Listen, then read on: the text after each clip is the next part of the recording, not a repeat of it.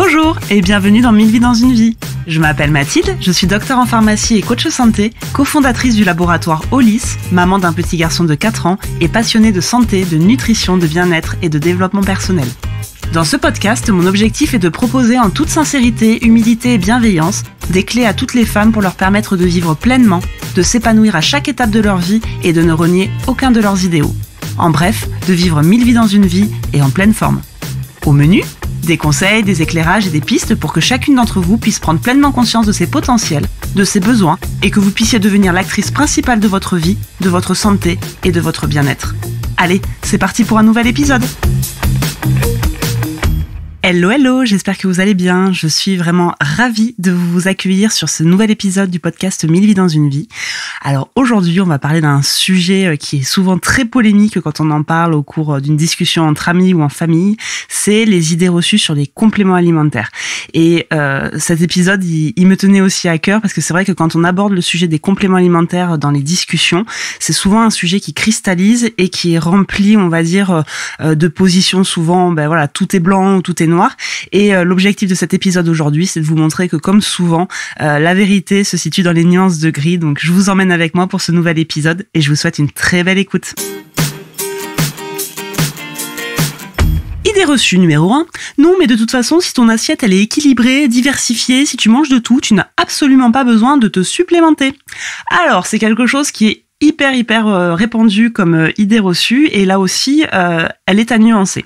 C'est vrai pour certains aliments où on se retrouve avec finalement une assiette aujourd'hui qui est bonne pourvoyeuse, par exemple en calcium, en vitamine E ou en vitamine A, et où les risques finalement de carence sont très rares, voire inexistants en tout cas en France.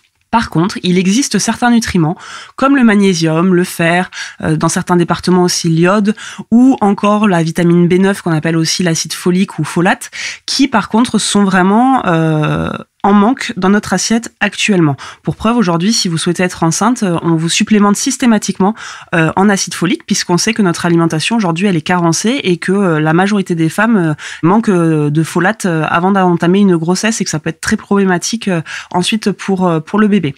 Alors pourquoi est-ce qu'on arrive à ces situations où on manque de certains nutriments ? Il y a 4 grandes explications. La partie agriculture, la partie qui est industrialisation de notre alimentation, le fait aujourd'hui qu'on a moins d'apport calorique total, donc finalement moins d'apport aussi en nutriments, et puis des besoins aussi en certains nutriments qui sont augmentés à cause de nos modes de vie modernes. On fera un épisode vraiment spécifique sur ce point-là, sur cette première idée reçue, mais je vais rapidement expliciter les différents points.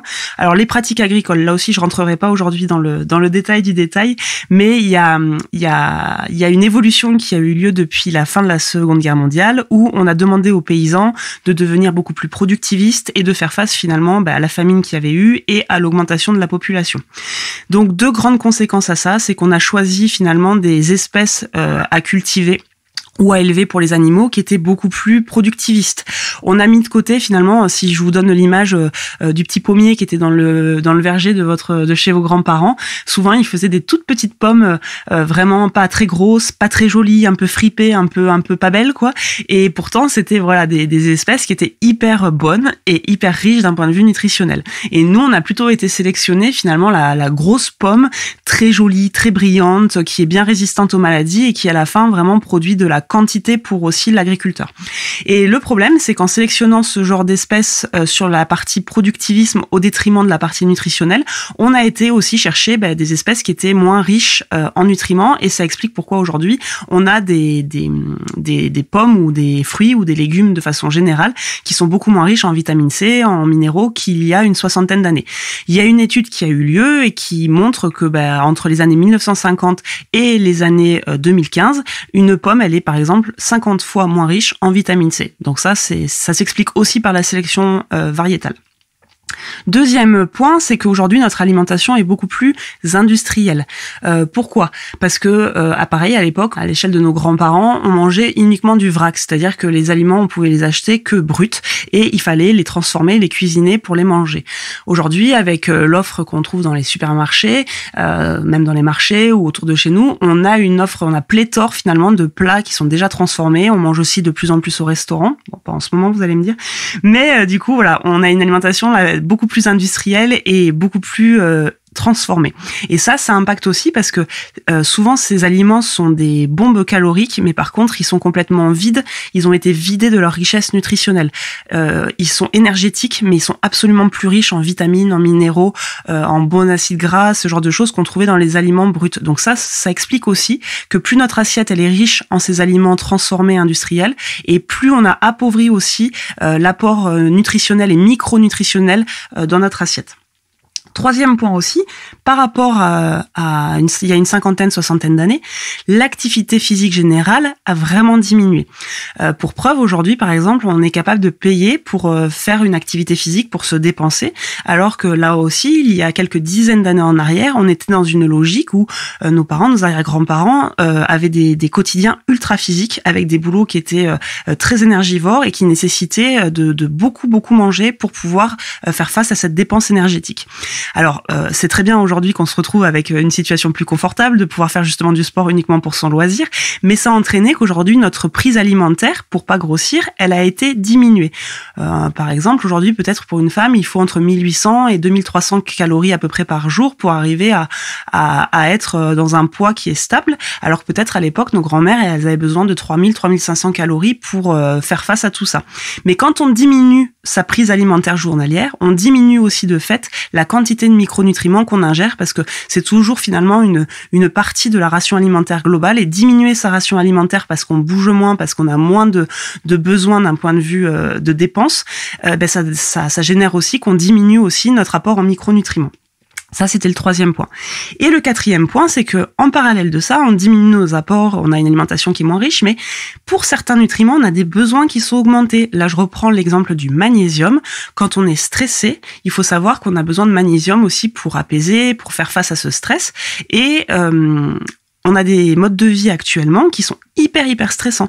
Donc on a des besoins, par exemple en magnésium, qui sont augmentés non pas physiologiquement, mais qui sont augmentés finalement par notre rythme de vie, on est tout le temps à 200 à l'heure, c'est le titre du podcast, on vit 1000 vies dans une vie, on court partout. Donc tout ça engendre du stress pour notre organisme, et on a besoin du coup de plus de certains nutriments pour arriver à y faire face. Ça peut être les vitamines B, le magnésium que je vous citais.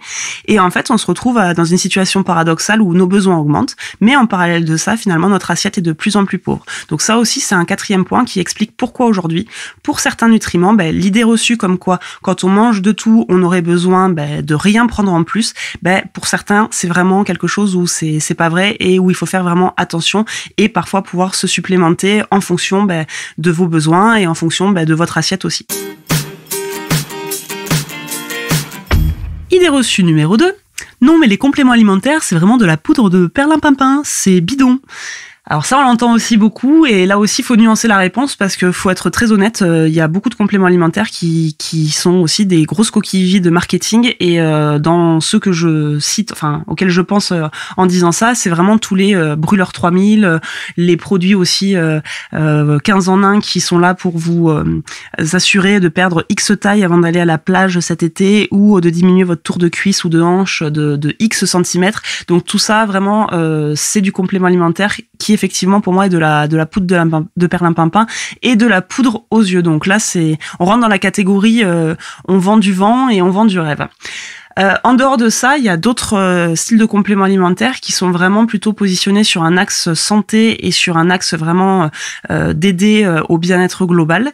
Là, on vient vraiment, comme le nom complément alimentaire l'indique, compléter une alimentation qui peut ne pas être suffisante. On vient aussi vraiment aider justement à soutenir pour rester en meilleure santé. On vient aussi aider à soutenir pour, par exemple, quand on souffre de quelques troubles. Un exemple qu'on peut avoir, c'est quand on a du mal à dormir. Les compléments alimentaires à base d'huile essentielle, les compléments alimentaires à base de plantes comme la passiflore, la valériane, l'escolzia, la mélisse. Enfin, il y a plein de plantes qui sont hyper intéressantes. Tout ça, en fait, c'est pas des produits qui sont bidons, c'est des choses sur lesquelles on a du recul, sur lesquelles il y a énormément d'ingrédients aujourd'hui qui ont beaucoup de publications scientifiques.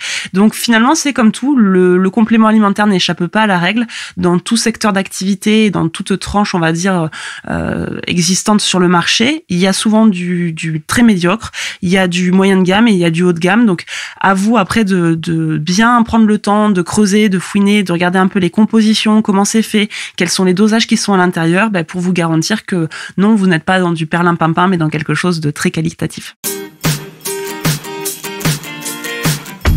Idée reçue numéro 3.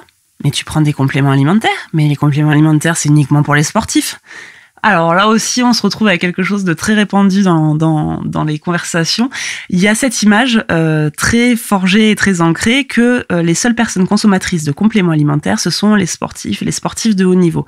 Alors ça, c'est dû au fait que c'est vrai que les sportifs ont été parmi les premiers, et notamment tout ce qui est sport de fitness, prise de masse musculaire, ce genre de choses, à utiliser les compléments alimentaires et à les intégrer dans une routine en vue d'optimiser à la fois la récupération et puis la performance. Ça, c'était depuis une bonne vingtaine d'années, et c'est vrai que quand on est sportif, il y a plein d'exemples qui montrent, par exemple, on transpire plus, donc on a des pertes en minéraux qui sont beaucoup plus importantes, donc on a des besoins qui sont augmentés, on a aussi plus de production de radicaux libres du fait de la pratique du sport, donc on a plus de besoins en antioxydants que la population, j'allais dire, générale. Donc oui, c'est vrai, en fait, les sportifs sont des consommateurs, j'allais dire, naturels de compléments alimentaires, et c'est vraiment important quand on est sportif d'être bien accompagné, et si besoin, et en fonction de sa pratique, de ses besoins, de tout ce qu'il peut y avoir autour de la récupération, de se supplémenter avec les bons produits et aux bonnes doses et au bon moment. Après, le complément alimentaire, il n'est pas du tout réservé qu'aux sportifs, parce que comme on l'a vu dans l'idée reçue numéro 1, notre assiette aujourd'hui, elle est beaucoup plus light qu'avant. On sait aussi qu'on a des rythmes de vie qui sont beaucoup plus stressants. Je pense qu'aujourd'hui, quand on est parent et qu'on a beaucoup de choses à gérer et qu'on a une grosse charge mentale et qu'on court partout toute la journée, qu'on travaille, qu'on s'occupe des enfants, qu'on fait aussi la maison et tout ça, on peut se considérer aussi comme un sportif de haut niveau, si j'ose dire. Donc finalement, le complément alimentaire aujourd'hui, il est vraiment plus à considérer uniquement dans le domaine du sport, mais ça s'est vraiment étendu en termes de besoins à toute la population générale. Idée reçue numéro 4, là on va repartir sur un autre extrême. Ah non mais moi, les compléments alimentaires, je trouve que c'est vraiment miraculeux, c'est super, je ne jure que par ça et je mange vraiment, peut-être j'ai 10 pots chez moi, c'est trop cool, trop bien. Alors, là aussi, il y a rien qui est tout vrai, tout faux. Il faut revenir en fait à la définition de ce qu'est un complément alimentaire. Le complément alimentaire, c'est vraiment régi déjà plus de l'ordre de l'agroalimentaire. On n'est pas pharmaceutique, on n'est pas des médicaments et on n'a pas vocation ni à soigner ni à guérir personne. On vient à la base vraiment à compléter une alimentation qui peut être déficiente, comme on l'a vu dans l'idée reçue numéro 1, en certains nutriments. Alors, la base de tout, c'est votre hygiène de vie, c'est votre assiette, c'est la façon dont vous évoluez, on va dire, dans votre environnement et la façon aussi dont vous le rendez vraiment propice à une bonne santé. Je m'explique, si aujourd'hui vous avez une alimentation qui est catastrophique, si vous êtes hyper stressé, vous avez un rythme de vie qui est hyper anxiogène, que vous êtes très stressé, vous récupérez pas beaucoup, vous faites que bosser, que sortir, vous dormez peu, vous tirez sur la corde à fond, vous aurez beau prendre 15 compléments alimentaires différents, vous aurez beau vous supplémentez avec des gélules sur toutes les vitamines et minéraux possibles et inimaginables. En fait, vous faites que des pansements sur des jambes de bois. Et je pense qu'en termes de démarche, tout part déjà vraiment de votre écosystème et de votre environnement et de la façon dont vous en prenez soin au quotidien. Une bonne assiette, une bonne hygiène de vie, quelque chose vraiment de sympa, le plus sympa possible au niveau de l'environnement. Et ensuite, pour accélérer justement tous ces effets positifs et renforcer tous les bénéfices que vous pouvez en tirer, le complément alimentaire, il vient s'incrémenter, on va dire, dans cette logique-là. Mais là aussi, moi, je suis assez convaincue que sans réforme globale de votre alimentation, sans réfléchir finalement à tout ce qui peut vous stresser dans votre vie, sans réfléchir à comment vous pouvez peut-être mieux récupérer, comment vous pouvez être un peu moins stressé, comment vous pourriez un peu mieux améliorer votre assiette au quotidien, le complément alimentaire, finalement, ça sera toujours qu'un effet qui sera fugace. Et oui, un complément alimentaire, ça fonctionne quand on prend des choses de qualité et qu'on a des petits tracas, des petits troubles comme le stress, comme des troubles du sommeil, comme des problèmes digestifs ou comme il y a plein de choses sur lesquelles un complément alimentaire agit, un bon complément alimentaire agit rapidement. Mais ce que je veux vous dire, c'est que gardez toujours en tête que le complément alimentaire, la gélule en tant que telle, n'est pas miraculeuse. Ce qui est miraculeux, c'est de l'utiliser dans une réforme générale de votre alimentation, de votre hygiène de vie et de votre quotidien. Et là, vraiment, si vous partez de là, si vous devenez vraiment actrice ou acteur de votre santé, le complément alimentaire peut être vraiment le super plus qui va faire que, oui, votre quotidien sera beaucoup plus agréable. Et c'est en ce sens-là que ça peut être aussi miraculeux. Dernière idée reçue pour aujourd'hui. Non, mais si tu veux acheter des compléments alimentaires de qualité, il faut que tu ailles en pharmacie. Là, je dirais c'est vrai, c'est pas vrai. On va encore aussi voir pourquoi ça peut être tout à fait vrai et pourquoi ça peut être aussi tout à fait faux. C'est vrai aussi parce que le pharmacien, il sélectionne souvent des marques qui ont pignon sur rue, qui existent depuis beaucoup d'années et qui sont hyper sérieuses dans leur façon de proposer justement des nutriments avec des dosages souvent qui sont quand même conséquents, des approvisionnements qui sont bien. Donc il y a toute une démarche de sélection du professionnel de santé qui est super. À l'inverse, on trouve aussi dans certaines officines encore justement ces fameux produits perlimpinpin minceur 50 000 et ça veut pas dire que voilà on achète en pharmacie, mais c'est quand même des produits qui sont hyper bas de gamme. Je vous donne aussi un autre exemple, il y a par exemple tout ce qui est magasin bio, vous pouvez avoir très bien aussi des produits de super bonne qualité avec par exemple quelqu'un qui vous fait aussi des super conseils, et puis vous pouvez avoir aussi des choses qui sont beaucoup moins qualitatives.